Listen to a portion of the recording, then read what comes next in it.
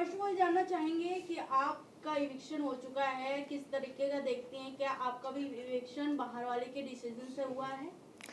मेरा एविक्शन बाहर वाले के डिसीजन से नहीं हुआ है। मेरा जो एविक्शन है हाउसमेट्स ने मेरे को वोट आउट किया है। अगर बाहर वाले के हाथ में होता आई एम श्योर वो मुझे लास्ट टाइम की तरह बचाते, बिकॉज मुझे पता चल गया बाहर आते ही कि मेरा बाहर वाला है मेरा भाई लव। क्या बात है। काफी थैंक यू। अरे सॉरी। तो बाद में जो आप बिग बॉस के घर से फाइनली बाहर आ चुके हैं, तो लोगों का क्या रिएक्शन है? आपके जो फैमिली, आपके जो फ्रेंड्स हैं, लोगों का क्या रिएक्शन था कि ये एविक्शन कितना अनफेयर रहा उनके लिए? उनको लगा कि शायद मैं थोड़ा और टिक पाती, लेकिन उनको ये भी मालूम था कि मैं बहुत ज़्यादा नहीं टिकूंगी, बिकॉज मैं उस तरह का गेम नहीं खेल सकती हूँ। और मैंने जाते जाते भी ये बोला कि सारे कंटेस्टेंट्स को कि मैं आप लोगों की तरह इतनी स्मार्ट और शातिर नहीं हूँ, इसलिए मैं आज इविक्ट हो रही हूँ।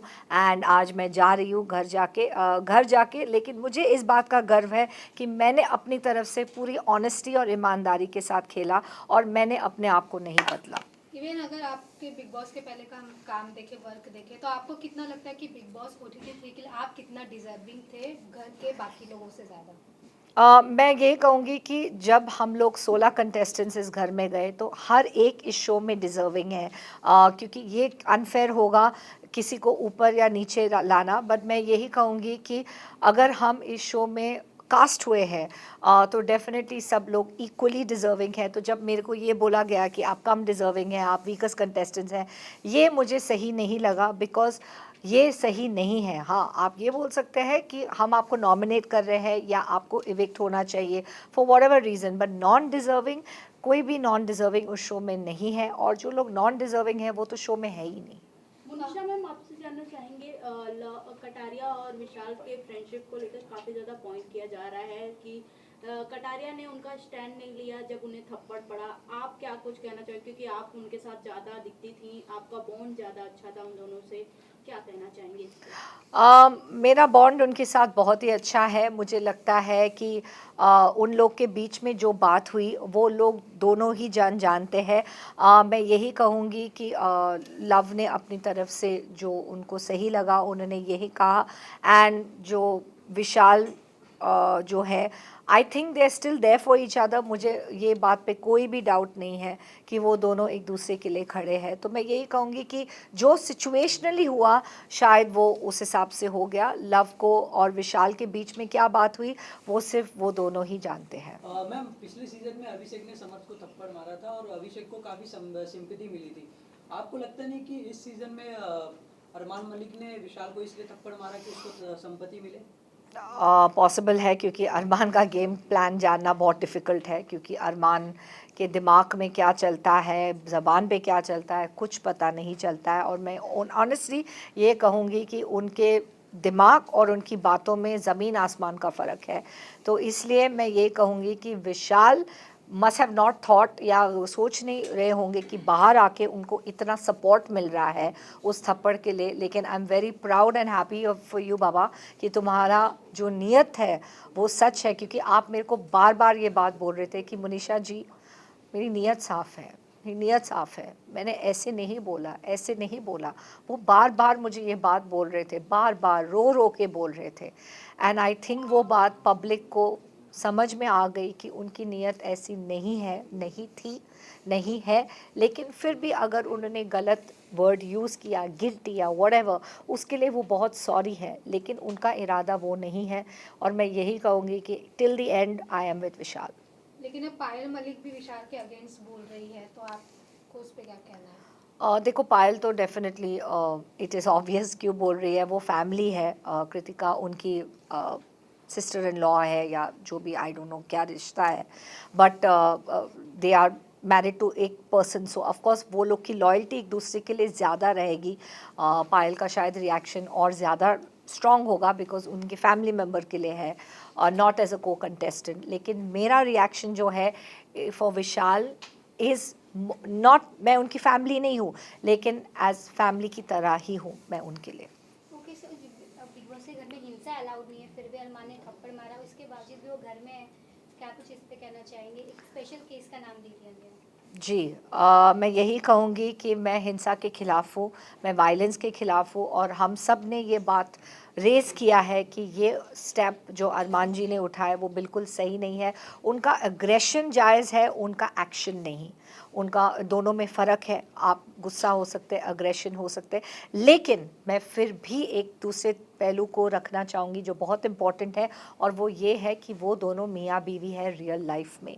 तो रियल लाइफ का रिश्ता को मतलब नज़र में रखते हुए मैं यही कहूँगी कि पॉसिबल है, क्योंकि मैं भी मैरिड हूँ, इट इज़ पॉसिबल कि किसी का जोश में होश खो जाना as a husband, not as a co contestant but as a husband, ये पॉसिबिलिटी है। इसलिए जब हमें क्वेश्चन कहा गया कि आपको सब चीज़ों को नज़र में रख के अपना पॉइंट ऑफ व्यू, लेडीज़ का पॉइंट ऑफ व्यू लिया, और दीपक, लवकेश और रणवीर को कन्फेशन रूम में बुलाया, तो सब ने एक पॉइंट ये रखा कि बिकॉज रियल लाइफ में वो हस्बैंड एंड वाइफ है एंड ऐसा कोई को कंटेस्टेंट के लिए नहीं खड़े हैं, but as a husband and wife थोड़ा रिएक्शन स्ट्रॉन्ग हो सकता है। The word I am saying हो सकता है बिकॉज ये पॉसिबिलिटी है। जब आप अपने किसी से आप मैरिड हो तो आप उनके लिए बहुत ज़्यादा प्रोटेक्टिव हो, लेकिन मैं विशाल और लव दोनों के लिए बहुत ज़्यादा प्रोटेक्टिव हूँ और एंड तक रहूँगी, और मैं यही चाहूँगी कि उन दोनों का नाम एंड तक रोशन हो। एंड मैं यही चाहूँगी कि विशाल में अगर लोगों को विशाल का इमेज नहीं सही लगता है तो प्लीज़, मैं उनके साथ काफ़ी दिन बिता चुकी हूँ, काफ़ी टाइम बिता चुकी हूँ, डे नाइट उनके साथ रही हूँ, एंड मैं आपको ये कहना चाहूँगी कि विशाल एक बहुत ही अच्छा और सुलझा हुआ लड़का है from a very good background, and same thing for love. कहीं ना कहीं लव का हाथ है विशाल के टप्पड़ में, क्योंकि उन्होंने ये बात कही थी अगर मैं होता तो मैं थप्पड़ मारता, उसके बाद ही अरमान ने उनको थप्पड़ मारा, तो आपका क्या कहना है? आई थिंक लव ने अगर ये स्टेटमेंट, जब स्टेटमेंट कहा, उसने जस्ट एक जनरल रिएक्शन दिया। आई डोंट थिंक अरमान जी को उकसाने के लिए कहा। नोबडी एक्सपेक्टेड कि अरमान जी एक्चुअली जाके थप्पड़ मारेंगे। Nobody saw that coming. किसी ने ये एक्सपेक्ट ही नहीं किया, और ये मैं गारंटी के साथ कह सकती हूँ, क्योंकि हम लोग जब विशाल, अरमान और लव बात कर रहे थे लाउंज में, तो हम में से कोई भी लड़की या कोई और गए नहीं उस चीज़ में इंटरफेयर करने के लिए, क्योंकि हमको लगा मर्दों का है एक पॉइंट, उन लोग को, आदमियों को आपस में ही सुलझाना चाहिए, और जो भी अरमान जी का फैमिली मैटर है, जो लोग उस मैटर से जुड़े हुए हैं, इट्स बेटर कि वो लोग ही बात करें। लेकिन जो हुआ वो बहुत ही अनफॉर्चुनेट है, एंड मैं यही कहूँगी कि I guess nobody was prepared. Monisha ma'am, आपसे लास्टली जानना चाहेंगे कि आप किसको विनर देखती हैं, विशाल या कटारिया को, या फिर अनदर कोई घर के सदस्य को आप देखती हैं एज अ विनर? मैं तो एज अ देखती नहीं, मैं मेरे गुड विशेस है लव और विशाल के लिए। दोनों में से कोई ट्रॉफी जीते मेरे लिए एक ही बात है, मुझे लगेगा कि मैंने ट्रॉफी जीता है। मुझे सच में ये फीलिंग आएगा, क्योंकि मेरे भाइयों में से किसी एक को मिले तो मुझे लगेगा कि ट्रॉफी घर ही आया है। Thank you. Last question. हाँ। Thank you. ओके, लास्टली मैं जानना चाहेंगे आप सना के साथ रहकर आए तो सना कितनी फेक, क्योंकि ऑडियंस भी काफी फेक कह रही है, तो वो रियल है क्या फेक है आपके हिसाब से? सना मकबूल, हाँ सना बोलो। सना मकबूल के साथ मेरा रिश्ता जो है वो बहुत अच्छा है। मैं इसलिए कहूँगी कि मेरे साथ उन्होंने एज सच फेकिज़म नहीं किया, but I do not know कि 24 घंटे क्या दिख रहा है बाहर, क्योंकि हम एज अ कंटेस्टेंट अंदर थे। मेरे साथ वो अच्छी थी, स्ट्रेट फॉरवर्ड थी। मैंने उनके साथ बहुत अच्छा वक्त बिताया। उन्होंने मेरे लिए लॉयल्टी एंड में दिखाई, जब उन्होंने सना और मेरे बीच में अगर एक को चुनना था। I am very thankful to you Sana Maqbool कि आपने अपना वोट मुझे दिया, कीमती वोट। भले मैं उससे इविक्ट भी हो गई, लेकिन आपका वोट मेरे लिए मायने रखता है आज भी। चंद्रिका का परफॉर्मेंस आपको कैसा लगा, वो जानना चाहूँगा। एंड में, या जो उन्होंने मेरे साथ बदतमीज़ी की ना बाय बोल के?